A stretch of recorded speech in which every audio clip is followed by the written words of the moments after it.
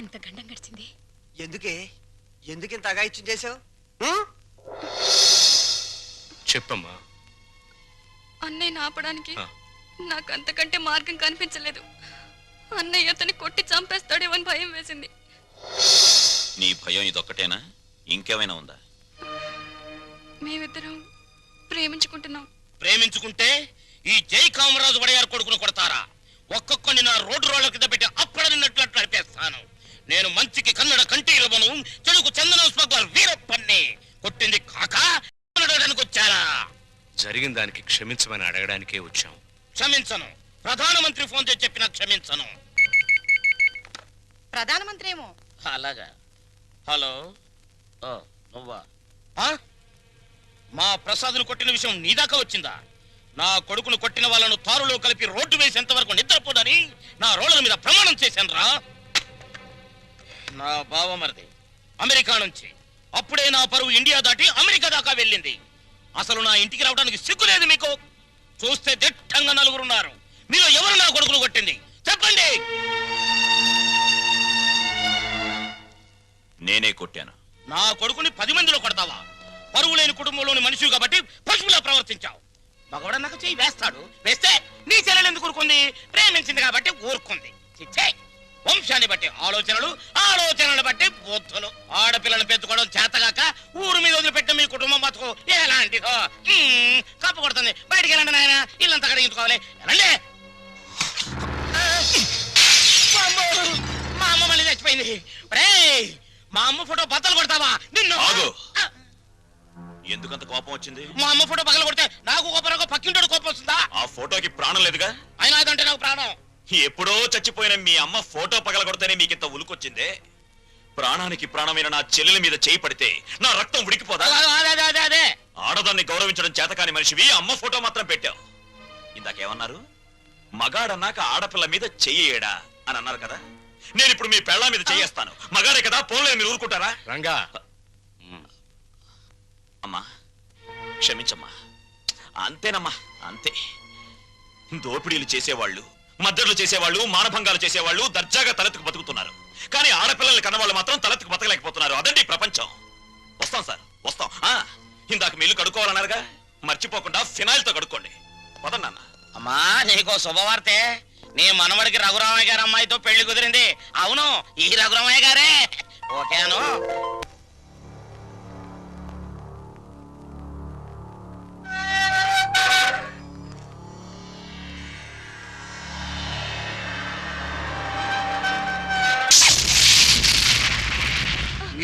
జైల్లోంచి విడుదలై వస్తున్నాను తెలుసు కూడా వెల్కమ్ చెప్పడానికి ఎందుకు రాలేదే? నాకు ఇక్కడ బోర్డు హోంవర్క్ ఉంది. నువ్వు హోంవర్క్ చేయటం ఏంటి? ఎగతాళిగా మాట్లాడుకో. ఆ రఘురామయ్య గారింటికి మన కూతురు కోడలుగా పంపడానికి ఇక్కడ నేను ఎన్ని తంటాలు పడుతున్నానో నీకేం తెలుసు? నా గర్భశత్రు ఇంటికి నా కూతుని కోడలుగా పంపిస్తావా?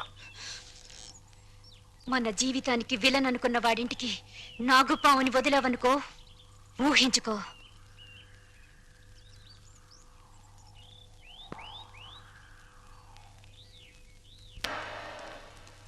నాన్నగారు, తమ్ముడు చదువుతున్న కాలేజీ ప్రిన్సిపాల్ గారు మీకు ఈ లెటర్ పంపించారు. ప్రిన్సిపాల్ చదువు.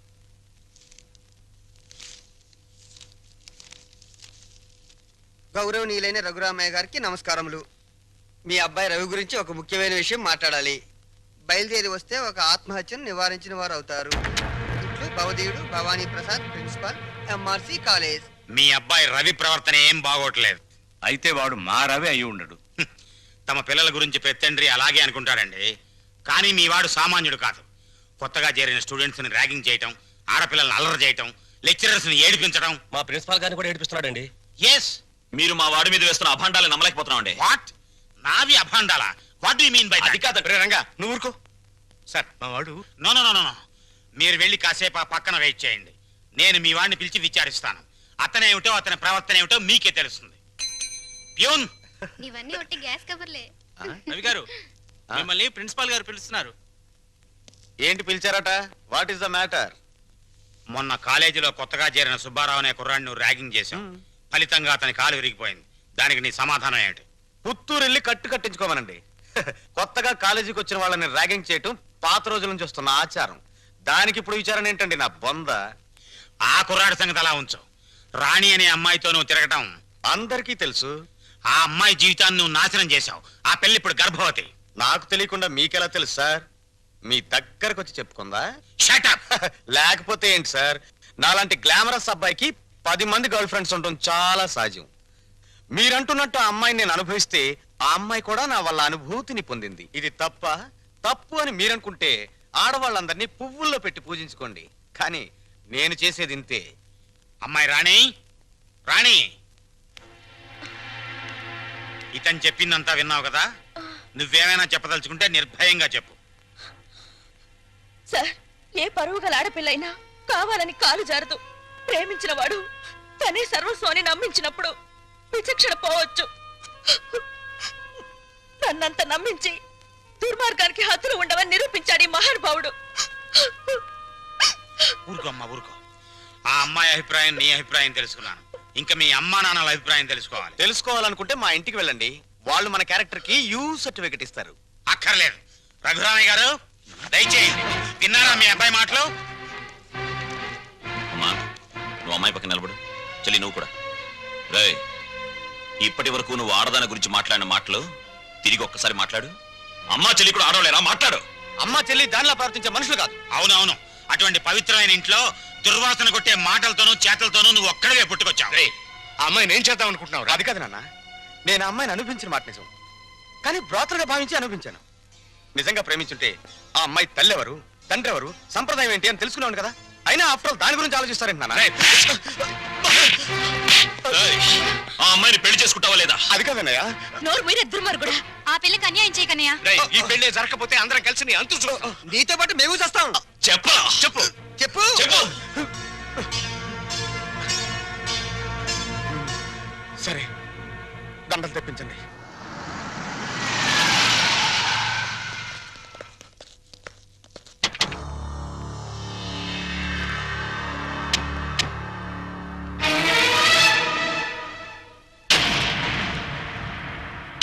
బావా బావా, బాగున్నావా? ఇంకా బాగోలే. ఆ పిల్లరా నీ కొత్త కోళ్ళం? ఆ పిల్ల ఎవరో కనుక్కో చూద్దాం. నీ వేలు విడవని మేనకోళ్ళం అంటే నీ సొంత చెల్లెలు సవితికి కూతురు. ఈ నా కీపే నీ కొత్త కోడలికి జన్మభూమి. నీకు గుర్తుందా? అప్పుడప్పుడప్పుడప్పుడప్పుడు నా ముఖం మీద నా కొడుకు చేత తుపుక్కు నువ్వే ఇచ్చావు. ఇప్పుడు నీకు గుర్తొచ్చి ఉంటుందిలే. ఆ ఉమ్ము అప్పుడే తుడుచుకుంటే పోయింది. కానీ ఇప్పుడు నీ మొహం మీద పడబోయే ఉమ్ము లైఫ్ బాయ్ సబ్బుతో తోవుకున్నా లైఫ్ లాంగ్ సరిగిపోకుండా పర్మనెంట్ గా ఫిక్స్ అయిపోద్ది. అరవబకరా నా కొడక. బైక్ లేకుండానే మీ ఫ్యామిలీ అఫేర్ అంతా ఊరంతా తెలిసిపోద్ది. చూడు, ఇయాల నుంచి నా కూతురు జెండా మీ ఇంటి మీద ఎగురుతా ఉంటుందన్నమాట. ఎప్పుడు ఎగరటం మానేస్తాం అప్పుడు జెండా ఎత్తేస్తాం. ఈ గవర్నమెంట్ కూలిపోద్ది. బావా, గడ్డిని తగలబెడటానికి పెద్ద దివిటి అక్కర్లా, చిన్న అగ్గిపుల్ల చాలు. ఆ అగ్గిపుల్లే నీ కోడలు నా కూతురు అన్నమాట. ఈ రోజు నుంచి ది ఎండ్ కార్డు పడేంత వరకు నా డైరెక్షన్ లో ఇవ్వబోయే కొత్త ట్విస్ట్ అన్నమాట. వచ్చిన పని అయిపోయింది, ఇంకొస్తా. అన్నట్టు డాక్టర్, నా సన్ ఇన్ లాని లాక్రమే ఆశీర్వాదం తీసుకుని కానీ.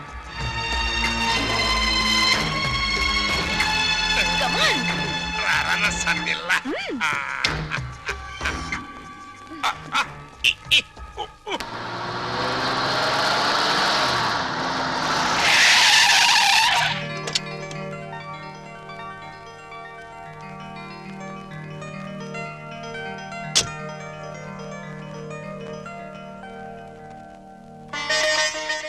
మరి నా ఆడపడుచు లాంఛనమో?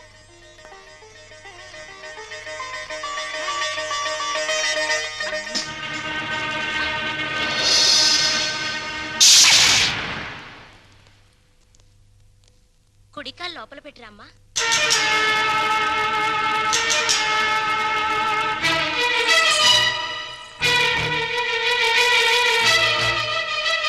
కాదు కుడికాలు. కీప్ లెఫ్ట్ అన్నారు పోలీసు వాళ్ళు. అవునవును, కీపు ఎప్పుడు లెఫ్టే. వైఫే రైటు. ఈ జ్ఞానం ఎప్పుడు వస్తుందో.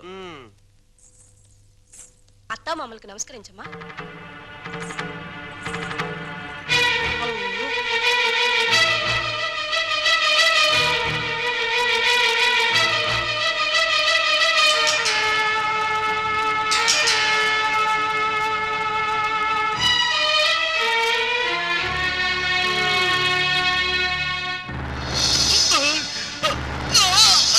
రేయ్, నీకు ఈ ఇంట్లో ఎవరు అన్యాయం చేశారని మా అందరికి ఇంత ద్రోహం చేశావురా?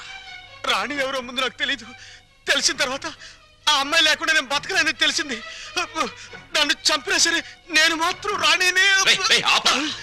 నువ్వు ఈ ఇంట్లో ఎందరినో ఏడిపించాల్సిన డ్యూటీ బోలెడు ఎంత ఉంది. ఈ ఏడుపుని ఇక్కడ వేసి చేయకు, వెళ్ళు. అది కదండి. ఈ గొలుసు పెట్టుకో. ఎలాగో గదిలోకి వెళ్ళగానే విప్పదీసేదేగా, అంత మాత్రానికి ఇంత బరువు పట్టుచరు ఎందుకండి? ఏ శుభకార్యమైనా సాంప్రదాయ సిద్ధంగా జరిగితే అది మాకు ముందే జరిగిపోయిందిగా.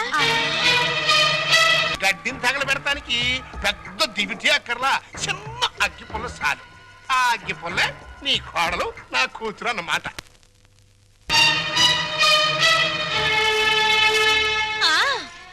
మా అత్తయ్యకి మావయ్యకి అందరికీ తెలుసు.